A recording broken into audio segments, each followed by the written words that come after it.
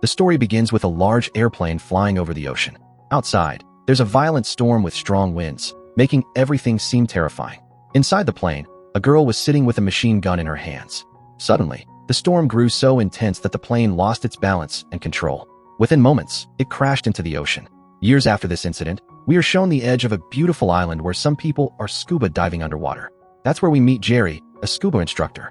When he came out of the water, his boss scolded him for taking too long. Jerry got angry and pushed his boss straight into the water.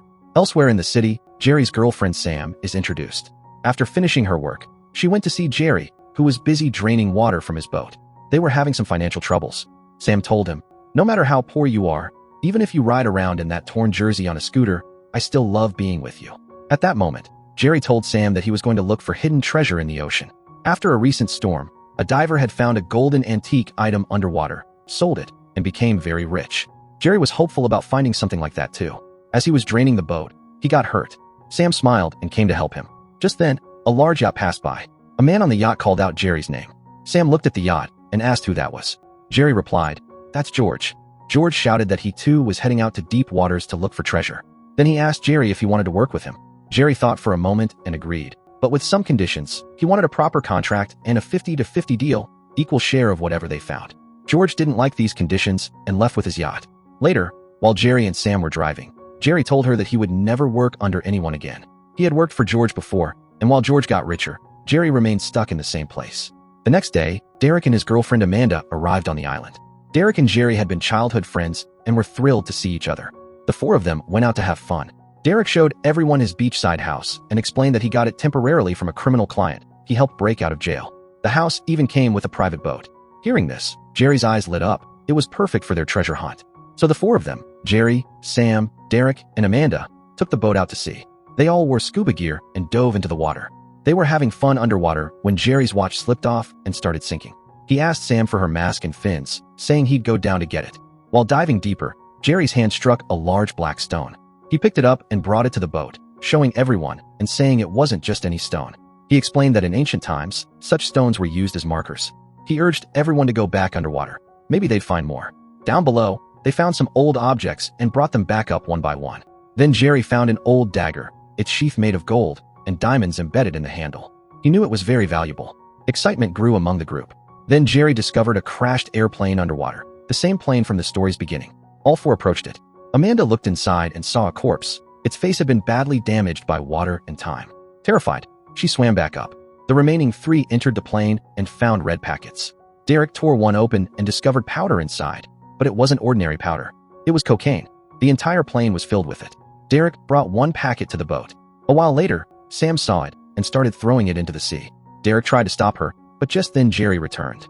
Without a word, he took out the golden dagger, cut open the packet, and dumped all the cocaine into the sea. That night, Derek asked Jerry if he truly believed there could be treasure down there.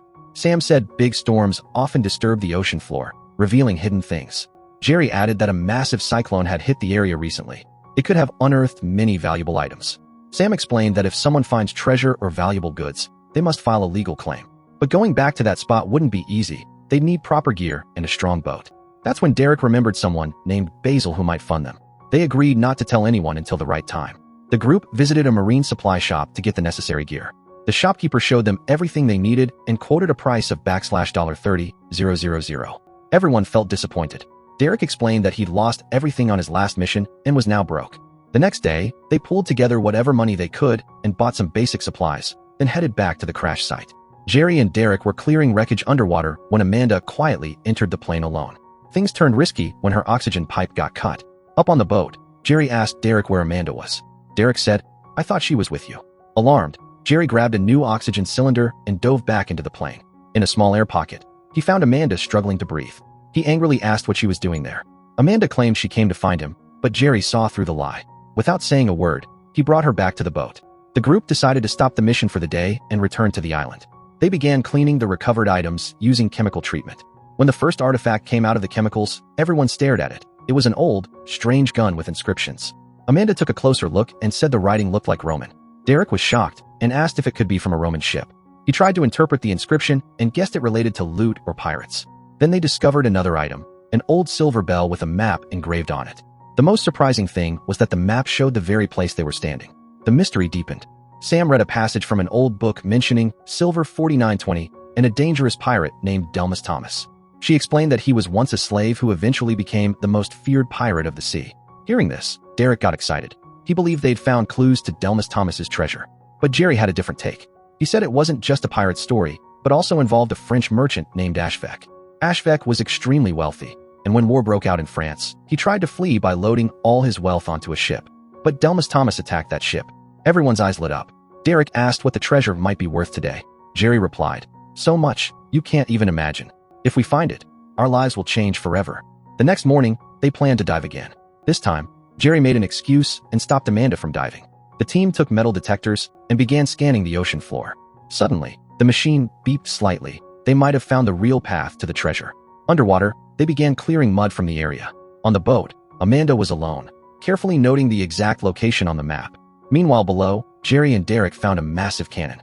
It looked like a part of the very ship they were searching for. The cannon was too heavy to lift directly, so they tied ropes around it and planned to hoist it. Suddenly, Amanda noticed a Coast Guard boat approaching. Underwater, Sam sensed danger too. Everyone grew tense.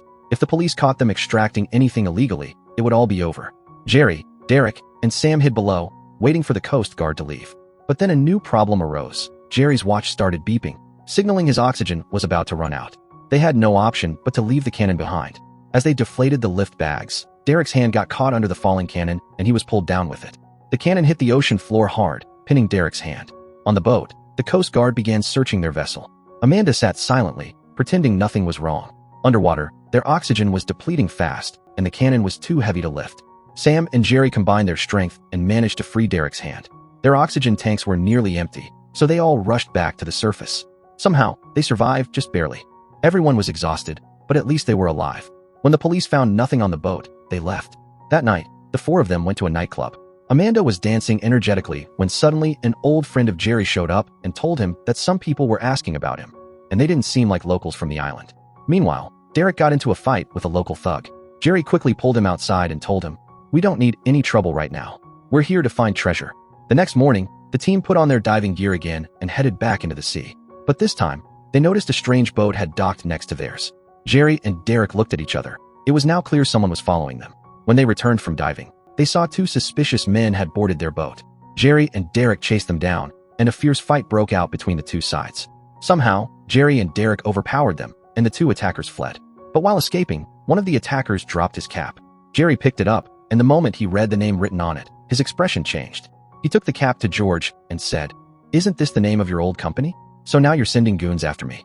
George laughed and said, "A lot of people came and went from my company. I can't remember everyone. What am I, a caretaker for them all?" After a brief exchange, George looked into Jerry's eyes and said, "I have money. I have time. What do you have?" "Just a dream." And with that, he walked away. That evening, the team started planning again. Jerry, clearly stressed, said they didn't even have proper tools. "How will we find the treasure?" Then Derek came up with an idea. He suggested they sell the cocaine packets from the crashed plane to buy equipment. Otherwise, George's men would take everything, and they'd just be left watching, powerless and broke. Even after hearing all this, Jerry refused to go along with the plan. But later that night, Derek quietly went to Amanda's room and told her everything. Then the two of them went to the site. Derek dove into the water and retrieved packets of cocaine from the plane wreckage. The next morning, Derek went straight to a nightclub owner named Prim, the same dangerous gangster he had fought with earlier. Shortly after, Derek called Jerry and asked him to come to the boat. When Jerry arrived, he saw Derek, Amanda, and Prim already there with their men. Prim angrily said, "You're stealing my goods and trying to sell them back to me? I'm the boss of this island." He threw a bag in front of Derek. It was filled with the same cocaine packets taken from the plane. Jerry looked at the bag and immediately understood where Derek had gotten the drugs. This wasn't just about treasure anymore. Prim said, "I want these packets. I don't care where they came from. If I don't get them back, there will be consequences."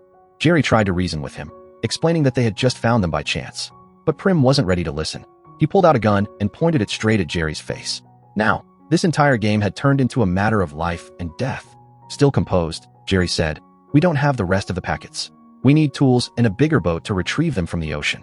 Hearing this, Prim gave them money to get the job done. But before leaving, he threatened, "If my goods aren't returned, I'll kill the person you love the most." His men dropped the three of them back on the island. Back home, Jerry exploded in anger. When Sam found out that Jerry had gotten involved in a drug deal, she clearly told him, "I'm not with you anymore." On the other hand, with the money from Prim, they bought a high-tech boat and the most advanced equipment. Using some gadgets on the boat, Jerry sent powerful waves toward the shoreline, slowly clearing the mud and revealing the real wreckage beneath. Now the real treasure hunt had begun. Jerry, Derek, and Amanda formed a team and began searching again. They found an old bell with the words SS Aura inscribed on it. This was the same ship they had been tracking. Now they could legally file a claim on the treasure. But the treasure wasn't just gold and silver. Jerry devised a plan to dispose of the cocaine packets from the plane. They tied them with rope and hung them deep in the sea. Everything was going smoothly until something deadly happened. While Jerry stood on the boat, he heard strange noises from below. Without wasting time, he jumped into the water. Down there, he saw a shark attacking Amanda. He brought her back to the boat, but it was too late.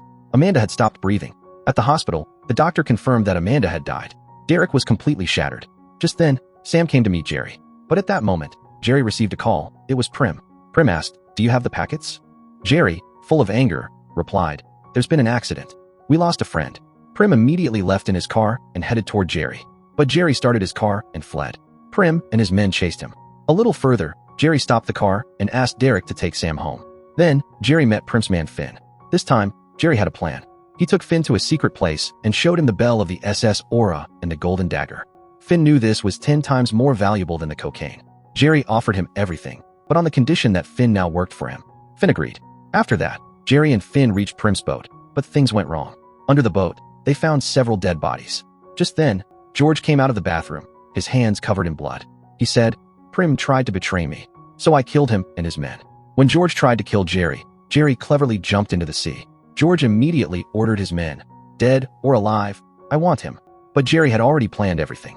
He hid in the lower part of the boat and escaped at the right moment. He went straight to Derek and asked, "Where's Sam?" Derek said, "I left her with that cop, just like you told me. After that, I don't know." That evening, Jerry got a call from George. What George said revealed the entire truth. The cop was working with George.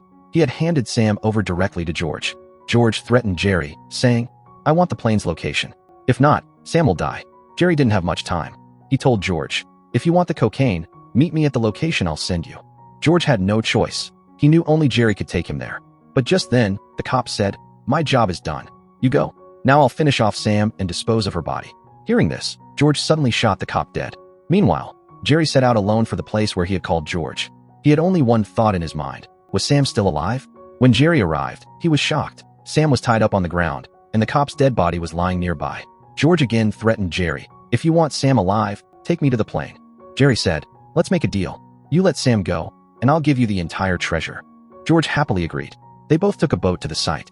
As soon as they reached, Jerry wasted no time and jumped into the water. George, carrying a waterproof gun, followed with his men. Underwater, George found the old bell. He was now sure this was the treasure site. Above, Sam was still tied, but she dragged the officer's body and cut off his hand with a knife to free herself. Now she had only one goal, to escape. One of George's men was guarding the boat, but got distracted by a nearby motorboat. He followed it into the water, and Sam took the opportunity to escape. Meanwhile, inside the plane, another of George's men came looking for Jerry. Jerry and Derek tried to flee, but the man shot a harpoon at Derek. It struck him in the stomach. A rope was tied to the harpoon, and the man began pulling Derek toward him. Jerry quickly pulled another harpoon and shot it straight into the man's face. As blood spilled, the sharks in the ocean attacked him instantly, ending his story there. Now George tried to shoot Jerry, but Jerry used his brain. He flipped an oxygen tank upside down. Just as George fired, Jerry opened the tank's valve.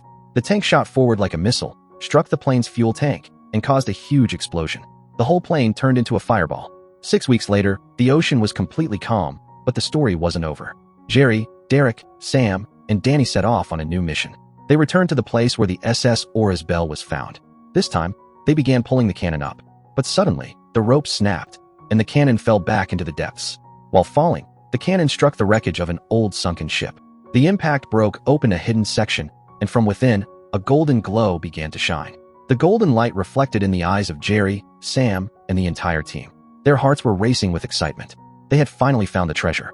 If you liked the video, give it a like and subscribe to the channel. See you in the next one.